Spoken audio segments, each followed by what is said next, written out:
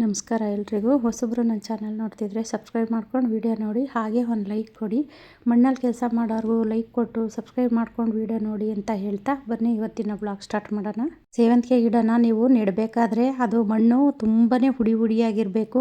ಆ ಸೇವಂತಿಗೆ ಗಿಡಕ್ಕೆ ನೀವು ಪಾಟಿಂಗ್ ಮಿಕ್ಸ್ ತಗೋಬೇಕಾದ್ರೆ ಸ್ವಲ್ಪ ಮರಳು ಮತ್ತು ಸ್ವಲ್ಪ ಕಾಂಪೋಸ್ಟು, ಸ್ವಲ್ಪ ಮಣ್ಣು ಇಷ್ಟನ್ನು ಹಾಕ್ಕೊಂಡು ನೀವು ಮಿಕ್ಸ್ ಮಾಡ್ಕೊಳ್ಳಿ. ಯಾಕೆಂದರೆ ಆದಷ್ಟು ಹುಡಿ ಇದ್ರೇ ಸೇವಂತಿಗೆ ಗಿಡಗಳು ಚೆನ್ನಾಗಿ ಬರೋದು.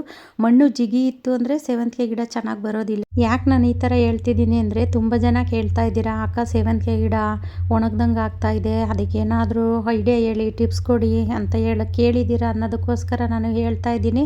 ನಿಮ್ಮ ಕಡೆ ಏನಾದರೂ ಮರಳು ಸಿಕ್ತು ಅಂದರೆ ಸ್ವಲ್ಪ ಮರಳು ಜಾಸ್ತಿ ಬಳಸಿ ಸೇವಂತಿಗೆ ಗಿಡಗಳಿಗೆ. ಯಾಕೆಂದರೆ ಅದು ಮಣ್ಣು ಹುಡಿಯಾಗಿದ್ರೇ ಬೇರು ಚೆನ್ನಾಗಿ ಬಿಟ್ಕೊಂಡು ಅದು ಹೆಲ್ದಿಯಾಗಿ ಚೆನ್ನಾಗಿ ಬರುತ್ತೆ. ಅದಕ್ಕೋಸ್ಕರ ಹೇಳಿದ್ದೀನಿ ಅಷ್ಟೇ. ವೇಳೆ ನಿಮ್ಮ ಕಡೆ ಮರಳು ಸಿಗೋದಿಲ್ಲ ಅನ್ನೋರಾದರೆ ಕಾಂಪೋಸ್ಟ್ ಹಾಕೊಳ್ಳಿ, ಮಣ್ಣು ಮತ್ತು ಕೊಕೋಪೀಟು ಇದನ್ನೆಲ್ಲ ಹಾಕಿ ಸ್ವಲ್ಪ ಚೆನ್ನಾಗಿ ಹುಡಿ ಇರೋ ಥರ ಮಣ್ಣನ್ನು ಮಿಕ್ಸ್ ಮಾಡ್ಕೊಳ್ಳಿ.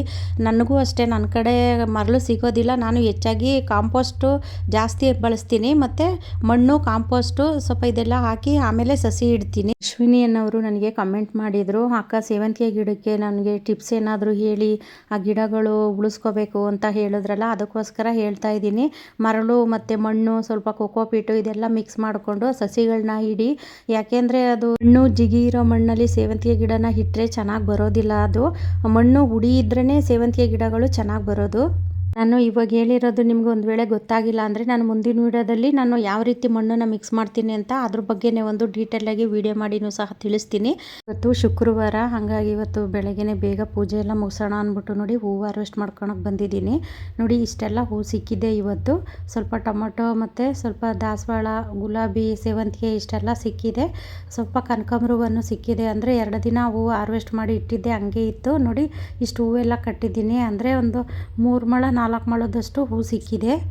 ವಾರ ಬರೀ ಸಂಜೆ ಟೈಮ್ ಪೂಜೆ ಮಾಡೋದೇ ಆಗಿತ್ತು. ಹಂಗಾಗಿ ಇವತ್ತು ಬೆಳಗ್ಗೆನೇ ಪೂಜೆ ಮಾಡೋಣ ಅಂದ್ಬಿಟ್ಟು ಇವತ್ತು ಹೂವೆಲ್ಲ ಕಟ್ಟಿ ರೆಡಿ ಮಾಡಿದ್ದೀನಿ. ಬೆಳಗ್ಗೆ ಪೂಜೆ ಮಾಡಬೇಕು ಅಂದ್ರೂ ಮಾಮೂಲಿ 1 ಗಂಟೆ ಅಂತೂ ಆಗೇ ಆಗ್ಬಿಡುತ್ತೆ. 12 ಗಂಟೆ 1 ಗಂಟೆ ಆಗೇ ಹೋಗುತ್ತೆ, ಅಷ್ಟೊಂದು ಕೆಲಸಗಳು ಇರುತ್ತೆ. ನೋಡಿ ಇವಾಗ ಪೂಜೆ ಆಯಿತು. ಟೈಮ್ ನೋಡಿ ಅಲ್ಲಿ ಎಷ್ಟಾಗಿದೆ, 12:15 11:15 ಏನೋ ಆಗಿದೆ. ಇವಾಗ ಪೂಜೆ ಮುಗಿಸಿ ತಿಂಡಿ ತಿನ್ನಬೇಕು. ನಾನು ಹೇಳ್ದಂಗೆ ಊಟ ಟೈಮ್ಗೆ ತಿಂಡಿ ಟೈಮ್ಗೆ ಊಟ, ಈ ಥರ ಆಗ್ತಿದೆ. ಏನೂ ಮಾಡೋಕ್ಕಾಗೋದಿಲ್ಲ, ಒಬ್ಬರು ಎಲ್ಲ ಕೆಲಸ ಮುಗಿಸ್ಕೋಬೇಕಲ್ಲ, ಹಾಗಾಗಿ ಈ ಥರ ಆಗುತ್ತೆ. ಅಲ್ಲಿ ನನಗೆ ಪೂಜೆ ಮಾಡಬೇಕಾದ್ರೆ ತುಂಬ ಹಾಕ್ಲಿಕ್ಕೆ ಬರುತ್ತೆ, ಕಣ್ಣಲ್ಲಿ ನೀರಂತೂ ಸುರಿದೋಗುತ್ತೆ. ನೋಡಿ ಅಲ್ಲಿ ಕಾಣಿಸ್ತಾ ಇರ್ಬೋದು, ನೋಡಿದವರು ಅಳ್ತಿದ್ದಾರೇನೋ ಅಂತ ಅನ್ಕೋಬಹುದು. ಆ ಥರ ಅಲ್ಲ, ನಾನು ಪೂಜೆ ಮಾಡ್ಬೇಕಾದ್ರೆ ಈ ಥರ ಆಗುತ್ತೆ. ತುಂಬಾ ಹಾಕ್ಲಿಕ್ಕೆ ಬರುತ್ತೆ ಮತ್ತು ಕಣ್ಣಲ್ಲಿ ನೀರಂತೂ ಸುರಿದೋಗ್ತಿರ್ತವೆ, ಆ ಥರ ಆಗುತ್ತೆ. ಯಾಕೆ ಈ ಥರ ಆಗುತ್ತೆ ಅಂದರೆ, ದೇವರು ನಮ್ಮ ಜೊತೆನೇ ಇರ್ತಾನಂತೆ ಆ ಟೈಮಲ್ಲಿ ನಾವು ಪೂಜೆ ಮಾಡಬೇಕಾದ್ರೆ. ಅಂದರೆ ನನಗೆ ಬೇರೆ ಯಾರೋ ಹೇಳಿದ್ದು, ಇದು ಒಬ್ಬರು ಐನವರು ನಮಗೆ ಹೇಳಿದರು. ಹಾಗಾಗಿ ನನಗೆ ಗೊತ್ತಾಯಿತು. ನನಗೆ ಯಾಕೆ ಈ ಥರ ಆಗುತ್ತೆ ಅಂತ ಕೇಳಿದಾಗ ಅವರು ನನಗೆ ಈ ಥರ ಹೇಳಿದ್ರು ಅಷ್ಟೇ.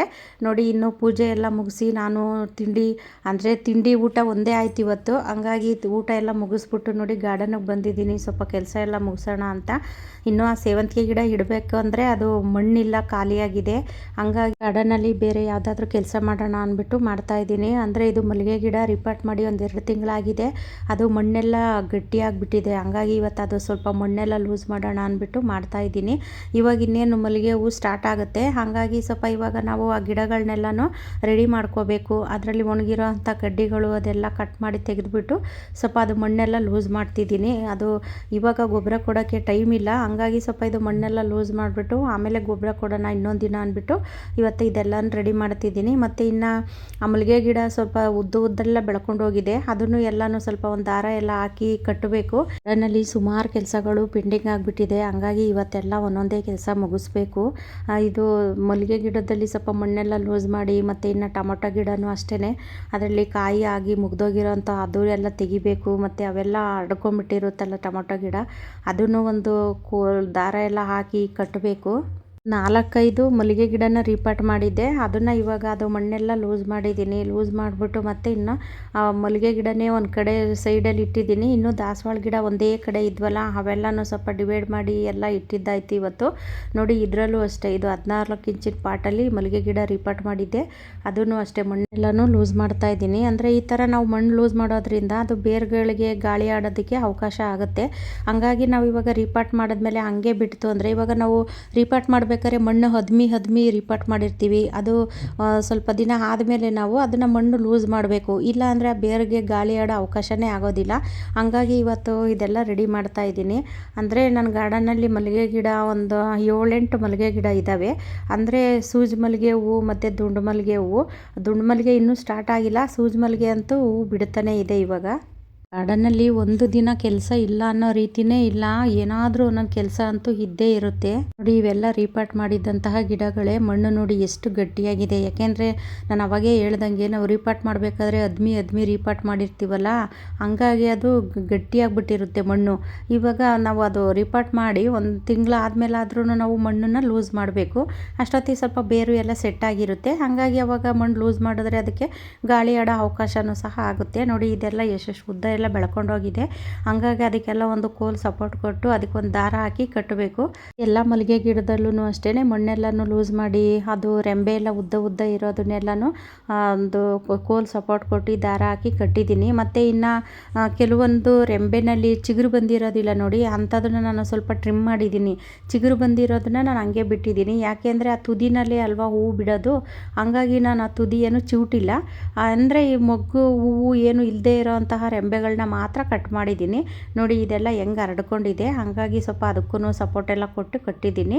ನೋಡಿ ಅಲ್ಲಿ ಚಿಗುರೆಲ್ಲ ಕಾಣಿಸ್ತಿದೆಯಲ್ಲ, ಈ ಥರ ಚಿಗುರು ಬಂದಾಗ ನಾವು ಅದೇನು ಕಟ್ ಮಾಡೋಕ್ಕೆ ಹೋಗಬಾರ್ದು, ಅದರಲ್ಲೇ ಹೂಗಳು ಬರೋದು. ಈ ಚಿಗುರು ಏನು ಇಲ್ದಲೇ ಇರೋವಂತಹ ರೆಂಬೆ ಇರುತ್ತೆ ನೋಡಿ, ಅದನ್ನು ಮಾತ್ರ ನಾನು ಸ್ವಲ್ಪ ಕಟ್ ಮಾಡಿದ್ದೀನಿ. ಮಾಡಿ ಅದನ್ನು ಏನು ಬಿಸಾಕಬೇಡಿ, ಅದನ್ನು ಕಟ್ಟಿಂಗ್ ಇಟ್ಟರೂ ಸಹ ಚೆನ್ನಾಗಿ ಬರುತ್ತೆ. ನಾನು ಅದು ಕಟ್ಟಿಂಗಿಂದ ಸುಮಾರು ಗಿಡಗಳನ್ನು ಸಹ ಬೆಳೆಸಿದ್ದೀನಿ. ನೋಡಿ ಇದು ಸೂಜಿ ಮಲ್ಲಿಗೆ ಹೂವು. ನೋಡಿ ಈ ಥರ ಸೂಜಿ ಮಲ್ಲಿಗೆ ಹೂವಿನ ಗಿಡದಲ್ಲೆಲ್ಲ ಹೂಗಳು ಸ್ಟಾರ್ಟ್ ಆಗಿದೆ.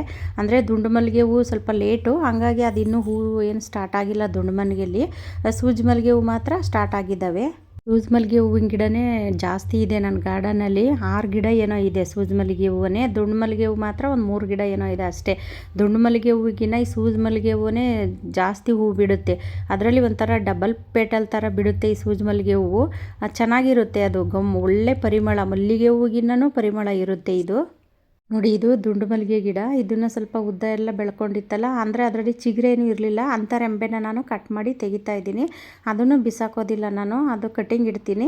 ಇನ್ನು ಇದರಲ್ಲಿ ಮಣ್ಣು ಲೂಸ್ ಮಾಡೋಣ ಅಂತ ನೋಡಿದೆ, ಅದರಲ್ಲಿ ಸ್ವಲ್ಪ ಸ್ಫಟಿಕ ಹೂವಿನದು ಸಸಿ ಮತ್ತು ಪರಂಗಿ ಸಸಿ ಎಲ್ಲ ಹುಟ್ಟುತ್ತಾ ಇದೆ. ಹಾಗಾಗಿ ಅದನ್ನೇ ಡಿಸ್ಟರ್ಬ್ ಮಾಡಲಿಲ್ಲ. ಸ್ವಲ್ಪ ದೊಡ್ಡದಾಗಲಿ ಬೇರೆದಕ್ಕೆ ಶಿಫ್ಟ್ ಮಾಡೋಣ ಅಂತ ಹಂಗೆ ಬಿಟ್ಟಿದ್ದೀನಿ. ಇನ್ನು ನೋಡಿ ಇದು ಮಲ್ಲಿಗೆ ಹೂವೆಲ್ಲ ಸ್ಟಾರ್ಟ್ ಆಗಿದೆ.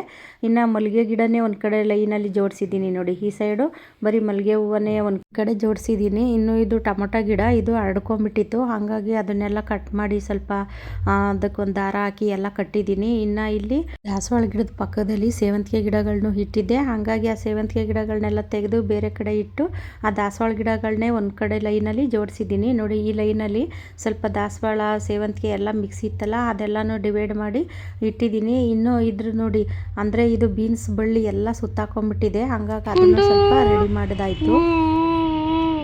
ಗುಂಡಿ ಹೂ ಗುಂಡಣ್ಣ ಹೂ ಗುಂಡ ಹೊಡೆದ್ಬಿಟ್ಟ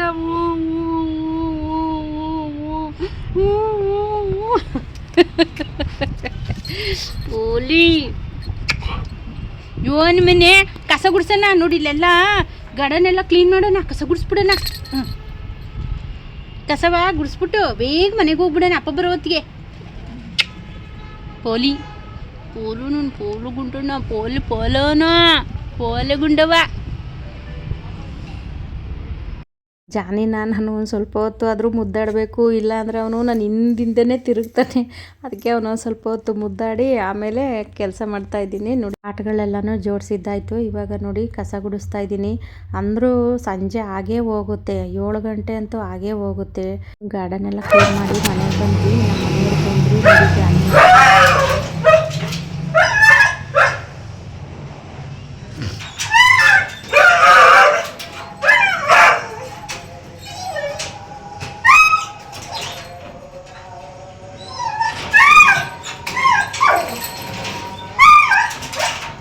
ಮನೆಯವರು ಬರೋದೇ ಗೊತ್ತಾಗ್ಬಿಡುತ್ತೆ ಇವನಿಗೆ. ಅವ್ರು ಕಾರ್ ತಗೊಬಂದು ಅಲ್ಲಿ ನಿಲ್ಸಿದ ತಕ್ಷಣವೇ ನೋಡಿ ಗೇಟ್ ಹತ್ರಕ್ಕೆ ಹೋಗ್ಬಿಟ್ಟು ಎಷ್ಟು ರಂಪ ಮಾಡ್ತಾ ಇದ್ದಾನೆ.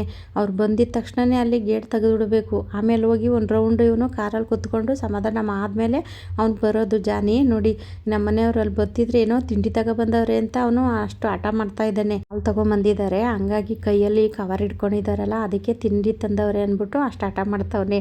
ನೋಡಿ ಎಷ್ಟು ಉದ್ದಕ್ಕೆ ಎಗರುತ್ತಾನೆ ಅಂತ. ಬರ್ಬೇಕಾದ್ರೆ ಕಂಬಿ ಏನಾನ ಹಿಡ್ಕೊಂಡಿಲ್ಲ ಅಂದರೆ ಇವನು ಎಗರ ಫೋರ್ಸ್ಗೆ ನಾವೇ ಕೆಳಗಡೆ ಬಿದ್ದೋಗ್ಬಿಡ್ಬೇಕು.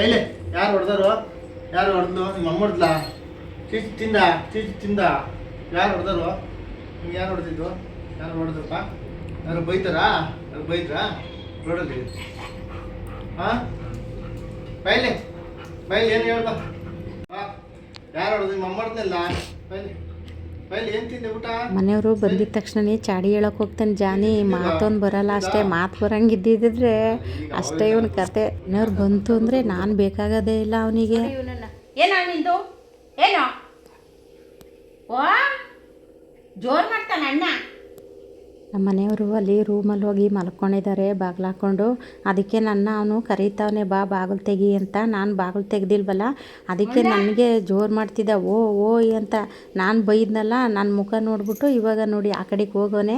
ಮತ್ತೆ ಅಲ್ಲಿ ನೋಡಿ ಬಾಗಿಲು ಹತ್ರಕ್ಕೆ ಹೋಗಿದ್ದಾನೆ. ಡೋರ್ ತೆಗಿಲಿ ಅಂತ ಏನೆಲ್ಲ ಸರ್ಕಸ್ ಮಾಡ್ತಾವನು ನೋಡಿ. ಈ ಕಡೆ ಇಲ್ಲಿ ಡೋರ್ ತೆಗಿಲಿ ಅಂತ ಈ ಥರ ಎಲ್ಲ ಮಾಡ್ತಾನೆ. ಡೋರ್ ತೆಗ್ದಿಲ್ಲ ಅಂದರೆ ಅಲ್ಲಿ ಹಿಂದ್ಗಡೆ ಹಸಿ ಕಿಟಕಿಗೆ ಹೋಗಿ ನೋಡ್ತಾನೆ. ಆ ಕಿಟಕಿನಲ್ಲೂ ಏನಾನ ಕಿಟಕಿ ತೆಗ್ದಿಲ್ಲ ಅಂದರೆ ಮತ್ತೆ ಇಲ್ಲಿಗೆ ಬರ್ತಾನೆ ನೋಡಿ. ಅಲ್ಲಿ ಸರ್ಕಸ್ ಮಾಡ್ದ, ಡೋರ್ ಓಪನ್ ಆಗಲಿಲ್ಲ. ಈಗ ನನ್ನ ಹತ್ರಕ್ಕೆ ಬಂದ, ನಾನು ಏನು ಡೋರ್ ತೆಗಿಯೋಕ್ಕೆ ಹೆಲ್ಪ್ ಮಾಡಲಿಲ್ವಲ್ಲ. ಇವಾಗ ನೋಡಿ ಮತ್ತೆ ಹೋಗಿದ್ದಾನೆ. ಅಲ್ಲಿ ನಮ್ಮ ಮನೆಯವರು ಮಾತಾಡೋದು ಏನಾದ್ರು ಫೋನಲ್ಲಿ ಮಾತಾಡ್ತಿರ್ತಾರಲ್ಲ ಅವಾಗ ಕಿವಿನ ಹೆಂಗೆ ಕೊಟ್ಟು ಕೇಳಿಸ್ಕೊತಾನೆ ನೋಡಿ. ಜೈ ಹೇಳ್ಬೇಕು ಅಂದರೆ ಜಾನಿಗೂ ನಮಗೂ ಯಾವುದೋ ಜನ್ಮದ ನಂಟಿತ್ತೋ ಏನೋ ಗೊತ್ತಿಲ್ಲ. ಹಂಗಾಗಿ ಈ ಜನ್ಮದಲ್ಲಿ ನಮ್ಮ ಮನೆಗೆ ಇವನು ನಾಯಿ ರೂಪದಲ್ಲಿ ಬಂದಿದ್ದಾನೆ ಅಷ್ಟೇ. ಬಿಡಲ್ಲ ಅವನು, ನಮ್ಮ ಮನೆಯವರು ಈಚೆಗೆ ಬರೋವರೆಗೂ ಬಿಡಲ್ಲ ಅವನು. ನೋಡಿ ಅಲ್ಲೇ ಹೋಗ್ತಾನೆ, ರೂಮ್ ಹತ್ರನೇ ಇರ್ತಾನೆ. ಆಮೇಲೆ ಆ ಡೋರ್ ಹತ್ರನೇ ಮಲಕ್ಕೋತಾನೆ. ಅವ್ರು ಇದ್ದೇಚಿಗೆ ಬರೋವರೆಗೂ ಯಾವ ಕಡೆಗೂ ಎದ್ದೋಗಲ್ಲ, ಅಲ್ಲೇ ಮಲಗಬೇಕು ಅವನು. ಸೇಮ್ ಆಗ್ಬಿಡುತ್ತೆ ಪೂಲು. ಮನುಷ್ಯರಿಗೆ ಬುದ್ಧಿ ಇರೋದಿಲ್ಲ, ಪ್ರಾಣಿಗಳಿಗೆ ಜಾಸ್ತಿ ಬುದ್ಧಿ ಅಂತಾರೆ ನೋಡಿ. ನಿಜವಾಗ್ಲೂ ಅದು 100% ನಿಜ. ಯಾಕೆಂದರೆ ನಮ್ಮ ಜಾನಿನ ನೋಡಿದ್ರೆ ನಮಗೆ ನಿಜವಾಗ್ಲೂ ಮನುಷ್ಯರಿಗಿನ್ನ ಪ್ರಾಣಿಗಳೇ ಮೇಲು. ಜಾನಿ ಇಷ್ಟ ಆದರೆ ಏನು ಮಾಡ್ಬೇಕು ಹೇಳಿ? ಒಂದು ಲೈಕ್ ಕೊಡಬೇಕು, ಸಬ್ಸ್ಕ್ರೈಬ್ ಮಾಡ್ಕೊಂಡು ವಿಡಿಯೋ ನೋಡಬೇಕು. ಈ ವಿಡಿಯೋದಲ್ಲಿ ಸಿಗ್ತೀನಿ. ಎಲ್ರಿಗೂ ಧನ್ಯವಾದಗಳು.